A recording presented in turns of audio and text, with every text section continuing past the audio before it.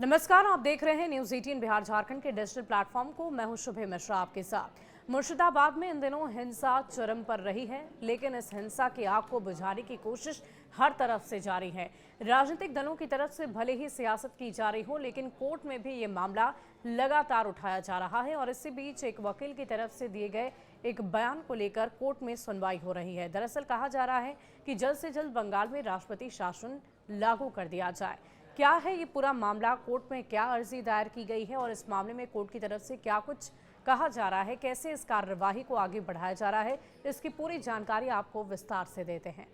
Supreme court में मंगलवार को मुर्शिदाबाद हिंसा मामले पर सुनवाई हुई। कोर्ट वकील विष्णु शंकर जैन की अर्जी पर सुनवाई करेगा। जैन ने अपनी अर्जी में पश्चिम बंगाल में राष्ट्रपति शासन लागू कराने की मांग की। इसके अलावा मुर्शिदाबाद हिंसा की जांच 3 सेवानिवृत्त न्यायाधीशों से कराने और बंगाल से हिंदुओं के पलायन पर ममता बनर्जी सरकार से रिपोर्ट देने की मांग की गई।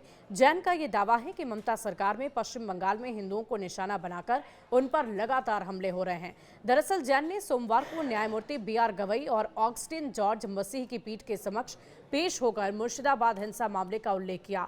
कोर्ट इस पर सुनवाई के लिए तैयार है। जैन की याचिका पर जस्टिस BR गवई की अध्यक्षता वाली पीठ ने कहा कि आप चाहते हैं कि हम केंद्र सरकार को राष्ट्रपति शासन लागू करने का निर्देश दें।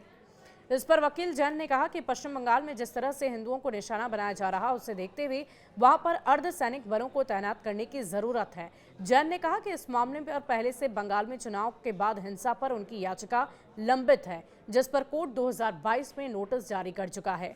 आपको बता दें कि 8 से 12 अप्रैल को वक्फ अधिनियम के विरोध में हुए प्रदर्शन के दौरान भड़की हिंसा में कम से कम 3 लोगों की जान चली गई।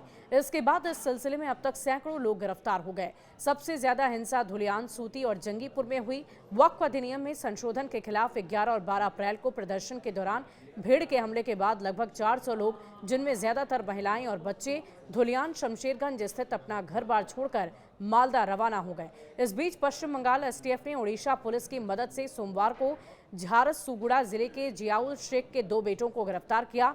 एक अधिकारी ने बताया कि वो मुर्शिदाबाद के जाफराबाद में पिछले दिनों हुई हिंसा के दौरान पिता पुत्र की हत्या के मुख्य संदिग्धों में से एक हैं। देखिए, इस हिंसा को लेकर लगातार चर्चा पूरे देश भर में हो रही है। बहुत लोग अपने घर को छोड़ने पर विवश हो गए, मजबूर हो गए, उन्हें पलायन करना पड़ा। लेकिन इन सब के बीच कोर्ट की तरफ से क्या निर्णय लिया जाता है? क्या वाकई आने वाले दिनों में बंगाल में राष्ट्रपति शासन लागू होगा? क्या आपकी भी यही राय है? क्या आप भी यही सोचते हैं कि राष्ट्रपति शासन लागू किया जाना चाहिए? हाँ या नहीं में जवाब देकर कमेंट सेक्शन में जरूर बताइए। शुक्रिया।